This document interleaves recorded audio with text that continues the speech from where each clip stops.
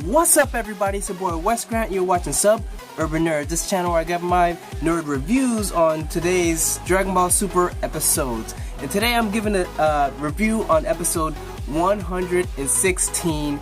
And goddamn, was this ish epic! I was watching it, and I legitimately was getting goosebumps because this Ultra Instinct, it is just so on par with like what we saw with the Battle of the Gods.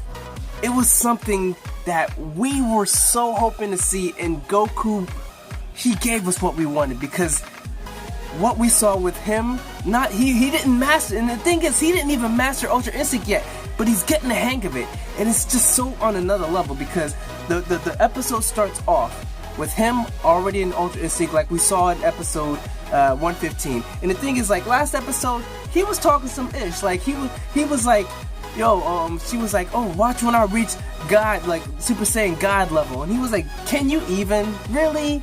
You think you can? You know, so he was already talking that trash. But, yo, Ultra Instinct is even more, like, he's OP. And the thing is, like, he's still got room to grow. And what we saw in the beginning of this episode, he's fighting Khalifa, or Kalefa,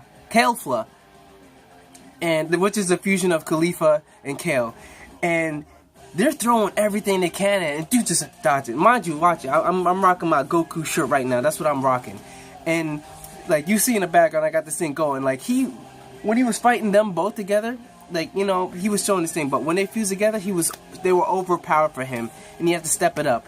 And with this Ultra Instinct, he can take everything they got and dish it out even more. They're throwing all these techniques at him. He's dodging it. He's not that's what Ultra Instinct is. In fact, I've been watching like some YouTube videos of like the mod that they have on Xenoverse 2, where Goku Ultra Instinct basically modded it so he can dodge pretty much every physical attack. And I think I'm gonna put down in a link below in the description of the video of him fighting pretty much all the gods of destruction.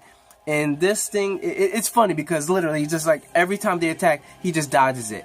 And that's pretty much what it is for this episode. Everything Kalefa was throwing at him, he was dodging. Everyone's shocked, like, yo, this. And the thing is, Kalefa, she's Saiyan, so she's got this instinct in herself, where she just keeps stepping up her game for everything that comes at her. She's gonna keep pushing herself to the next level no matter what, which is kind of OP because it's still like they explained it, like these Saiyans grew up in a different way, so they were able to master these forms a lot faster. Like with Goku, you know, like they weren't fighting for like centuries, like the race or whatever, but in a way he was, because he was just a newborn. It's just the fact that he wasn't raised with the other Saiyans fighting, but he grew up training, he grew up fighting. So I don't understand why, for some reason, these Saiyans with no tail are able to, like they say, because they evolved, they can go to next levels. Like pretty much it's in minutes. Like this thing has this from the time pretty much from the time they first turned Super Saiyan. Khalifa already could go Super Saiyan 2. Kale could go Legendary Super Saiyan, which is why it sort of makes sense when they fuse together why they're so OP. But still, it still doesn't. They're getting too much boost. But except it was just for plot. They were pretty much made to be strong enough to push Goku to the next level so that he can unlock Ultra Instinct once again. And the thing is, I didn't like the fact that like how they did that. Like how they did that with the power, it didn't make sense to me. But regardless of the fact, like I said, that's what the story does. But this episode, they're throwing all these attacks, they're throwing all these like special attacks, they're combining like little, like these world destructing balls or whatever, making it like flashy frisbee discs and throwing at him. Goku's just dodging it. Goku's dodging everything. And then like Goku was like, alright, you ready for this? I'm like, and then he starts powering up, which she starts powering up, and then basically it's like they're both tearing the stage apart, just powering up, and everybody's flipping out like, how are they so powerful? It's because they're Saiyans. That's why they're so powerful. And it was just so glorious because I was like, yo, Goku's about to whip that ass. Whip it. And so they go at him, and straight up, he dodges, like, whoop, and then they start stumbling, and then they turn around, yo, Goku, bam, bam, and then she goes flying through like a couple mountains or whatever, which I still don't understand how the stage is turned into mountains, because it's just one stage. And when the gods were battling, it didn't get destroyed this much, and I thought they fixed it so this couldn't happen. But regardless of the fact, the stage is mountains now. But they're fighting, and then like Khalifa still thinks she's got a chance. Then she's going throwing everything at him. He starts out, and then he straight up teleports behind her, and then knocks her to the ground. And she's still got that heart to keep fighting. She was like, I can keep going, but I'm gonna raise my level. And she straight up goes like to the epic proportions. Like you could see how when they were letting out the energy, I was hoping that she would go Super Saiyan 3. I was so hoping that she would go Super Saiyan 3 with things, just kind of like how Gotenks did.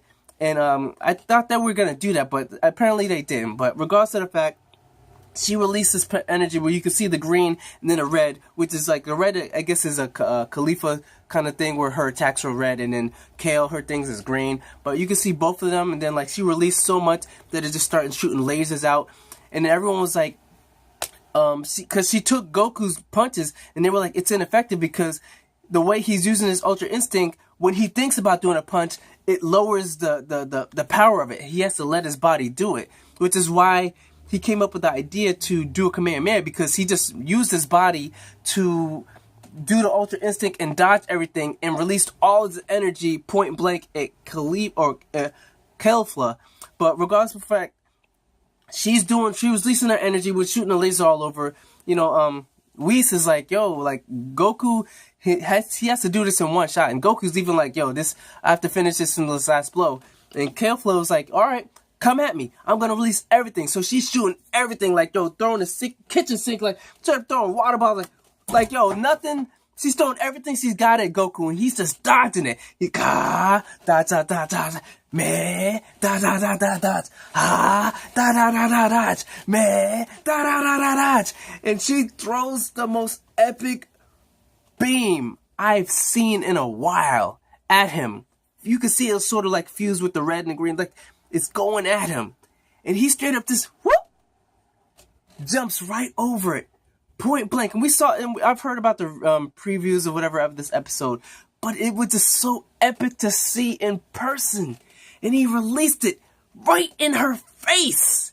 And this was like, get out of here. And she just flew.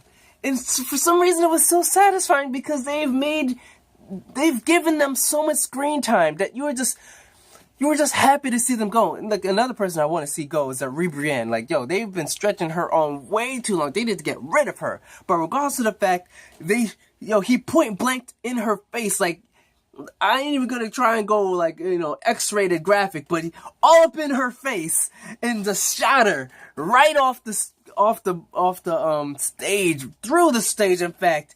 And then the Patar earrings just disintegrate, and then bam, she's out. Meanwhile, like, during this fight, Jiren wakes up because he was like, yo,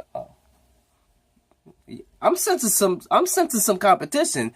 But the thing is, like, Goku, even though he reached the state of Ultra Instinct, he was, he wasn't at top form. Like, he was still, his energy was, which I don't understand how he built up stamina by fighting. Because I tell you right now, if I ran a marathon and then I started jogging a little, that isn't going to make me build up speed to run another marathon. That just isn't how it works. But regardless of the fact, that's Dragon Ball Z, and I loved it. I loved it so much. It like you can see in the background, like bam, shooting her right off the stage. But regardless of the fact, I don't know. From what I hear with the next previews, Goku's gonna pretty much be exhausted. Ribrianne's gonna try and go after him. The androids are gonna try and save him, and that's pretty much what's gonna be the next episode. So, thank you. That's pretty much my thing. Like, I give this episode a A ranking because this thing was just so epic on so many levels, and I loved it. I loved it.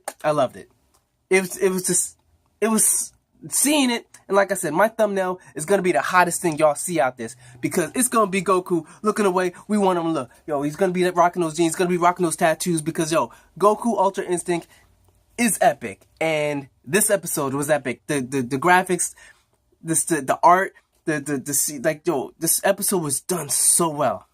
I appreciate everything. So, thank you. That's pretty much my review and recap of the episode.